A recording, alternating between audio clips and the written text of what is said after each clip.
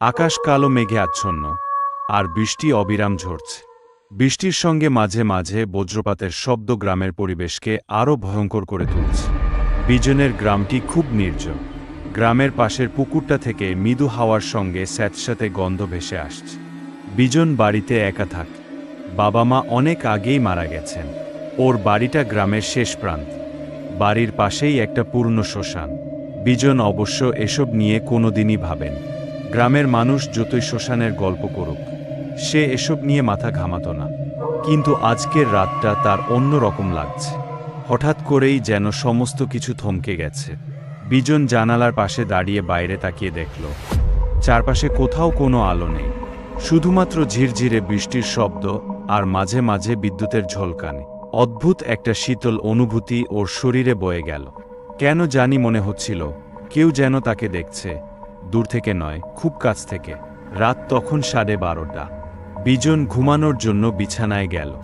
ঘরের আলো নিভিয়ে শুয়ে পড়ল। চোখ বুজতেই হঠাৎ যেন বিছানার পাশে কারো ছায়া দেখতে পেল। প্রথমে ভেবেছিল হয়তো বিদ্যুতের আলোয় কোনো ছায়া পড়েছে, কিন্তু না, ছায়াটা স্থির।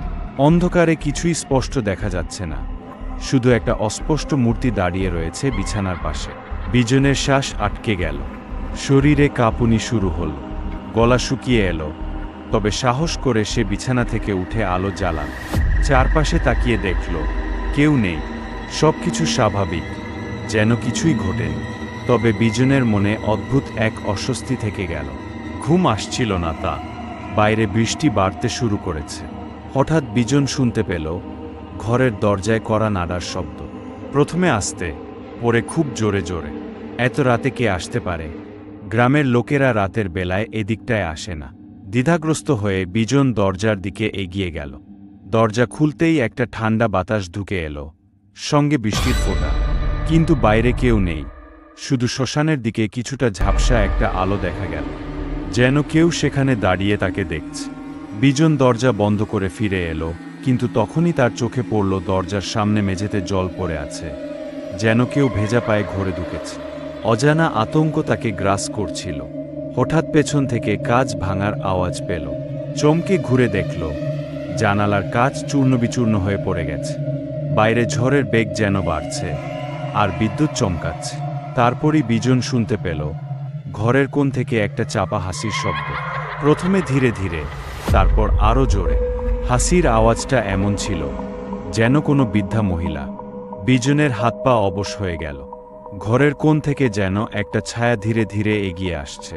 সে দেখল একটা পচা গন্ধ ভেসে আসছে ছায়ার দিক থেকে। ছায়াটা ধীরে ধীরে পরিষ্কার হচ্ছে। সেখানে দাঁড়িয়ে রয়েছে এক বৃদ্ধা, যার ফ্যাকাশে মুখ, কোটরে ঢুকে যাওয়া চোখ, শুকনো হাত, আর মুখে বিকৃত একটা হাসি। বিজন ভয়ে চিৎকার করতে গিয়েও শব্দ করতে পারল না। তার গলা শুকিয়ে গেছে। বৃদ্ধা ধীরে ধীরে তার দিকে এগিয়ে আসছিল, হাত বাড়িয়ে তার গলা স্পর্শ করতে যাচ্ছিল। তার ঠান্ডা আঙ্গুলগুলো বিজনের গলায় ছুঁতেই শ্বাস বন্ধ হয়ে আসে ওর। সে পুরো শরীরে এক ধরনের ভারী চাপ অনুভব করল, যেন কেউ ওর সব শক্তি শুষে নিচ্ছে। এক মুহূর্তের মধ্যে সবকিছু কেমন ঝাপসা হয়ে গেল। বিজনের মনে হলো সে আর নিজের শরীরে নেই। অন্ধকারে ডুবে যেতে যেতে একটা অস্পষ্ট আওয়াজ শুনতে পেল সে, একটি ভয়ালো কণ্ঠ, যা বলে চলেছে, তোর অবস্থাও এখন আমাদের মতোই হবে, চিরকাল এই শূন্যতার মাঝে বন্দী হয়ে থাকবি।